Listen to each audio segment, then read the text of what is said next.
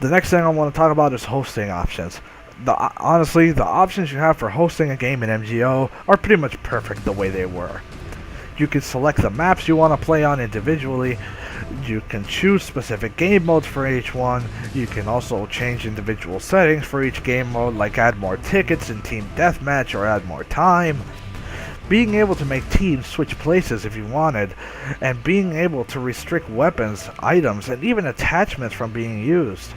It was pretty much a perfect system, except for one thing: the host not having as much control over the game.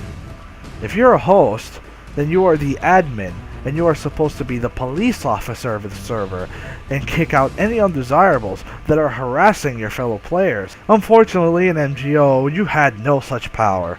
Instead, there was a voting system that took every player into account, and pretty much anyone can start voting to do anything, really. A random player can just join in and start voting to kick people if he felt like it. He can restart the round, or even end the game and go back to the lobby. But the biggest pain in the ass is when an entire clan of people would join just to kick the host out. And trust me, I've seen it enough myself and have experienced it to even count anymore. The host could be kicked out of the games he made, but that needs to change. First of all, the host should be the only one to be able to start doing votes to kick people or to restart the rounds or stuff. So that means he can't kick himself. Second, he can't kick people without voting unless he is a dedicated host. So that means the host is the only one to start the voting for any reason. If he wants to kick someone, he can propose to kick this person, and if people agree, then that person is kicked out. But if he is a dedicated host, which is pretty much hosting the server without actually playing in the server and taking a player slot, then he can just kick people out or restart the game without anyone voting to do it. If those two things are done, then the game would be so much better, and the number of toxic players would be reduced, and they would probably go into a corner of the server list and host their own games, which you can just avoid. It would be gaming heaven. Now let's move on to the actual game modes. MGO had the basic stuff like Team Deathmatch and Deathmatch, or better known as Free-for-All, Base Mission, also known as Domination, Capture Mission, which was kind of like Capture the Flag, and Bomb Mission, which was like Sabotage. The three modes stood out, which was the stealth modes, like Sneaking Mission, Team Sneaking Mission, and Stealth Deathmatch. Honestly, these game modes need to return. Obviously with refinements and whatnot, but these modes need to come back. Honestly, I don't know what other modes I'd want more than those. Sneaking Mission was where one player would play as the game's protagonist, Snake, and would have to fight off all other players as he completed a specific goal. In MGO1, it was retrieving a microfilm, and in MGO2, it was getting dog tags. Sure, in MGO1, the enemy that Snake would have to fight were all on one team, and in MGO2, there were two teams fighting against each other while also looking for Snake. But to compensate for that, Snake also had the Mark II, which was controlled by Otacon, to help him out, which was another player playing as him in the end anyway. But honestly, I'm not sure how Sneaking Mission is gonna work in MGO3, because MGS5 removed the camo index.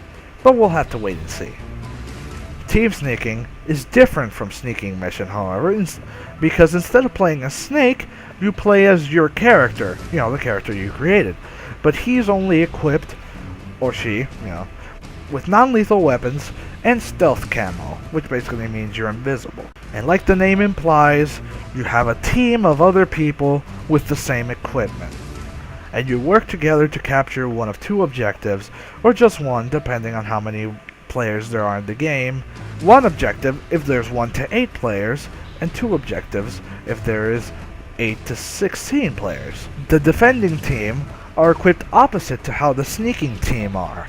They have lethal weapons and have to defend the objectives. The second they hit anyone on the sneaking team, doesn't matter what type of damage it is, whether it be actual melee hits or gunfire or explosive, it doesn't matter. If the defending team lands damage on any person on the sneaking team, they all lose their stealth camo for about 5 seconds.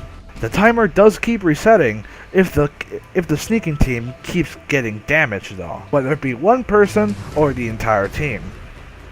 Stealth Deathmatch was kind of the same as Deathmatch, except everyone had stealth camo.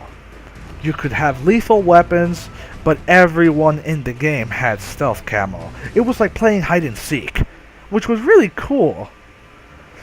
Every person had a motion sensor that would only activate if you were moving. Yeah, that sounds weird, but technically you're invisible, so it encouraged you to move around. If you wanted to find anyone and kill them to get more points, then you had to move around and look for them. The closer you got to somebody else that was in stealth, the more it would beep, because it would beep the closer you got. But that's not all. If time was running out in the game, then the playable area of the map would start to shrink.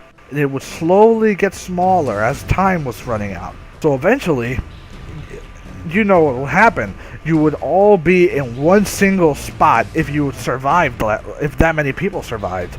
So in the end, you're all gonna meet up at one single point. And if you were outside the playable area, then your character would slowly start dying. Until, eventually you actually did die and you'd be eliminated. Also in Stealth Deathmatch, it was a one life thing. Now let's move on to tournaments. The tournaments in MGO2 were pretty straightforward. You make a team before it starts, and that would be between a few days or a few hours before it actually starts. If a person on your team doesn't make it in time, then he's left out of the tournament, and you're left with one less teammate. That alone is okay, but I had a problem with the rewards, mostly because people would use their rewards to boost their ego and push people around. In MGO2, it was specially colored berets and ushankas, which were just hats with a special color that you couldn't get any other way. Well, I was gonna say I was against this, but after thinking about it for a while, I think I'm in favor of these kinds of rewards. So I think, instead of removing these kinds of rewards, which, like I said, were specially colored items and stuff, I think they should add even more rewards for tournaments than just hats. There needs to be entire outfits that would change every month. So you would basically have to play tournaments every week and win to complete that outfit. Now there's a challenge worth bragging about. Also, same goes for survival too, but I'm not going into that. Just imagine having to play every single week in a tournament to get one single piece of clothing to finish an entire outfit. Because every week, the piece of clothing that you would get would change to a different piece. And every month, or every 2 months, depending, because this is really hard to win every single time in 1 month. Every month, there's gonna be a new outfit, and it's gonna look completely different than the other one. It's gonna have a special color. It's gonna be all cool stuff that you can only get in tournaments. Now that's something that would be worth playing for, than just one single hat that would repeat every couple of months. Because that's another thing. There was like 3 different colors, which would be pink, purple. No, actually 4 colors. Pink, purple, orange, and white. And it was the same hats, the same fucking hats, over and over again. That's not worth playing for. It doesn't give you that kind of a benefit, especially when a lot of people end up having it.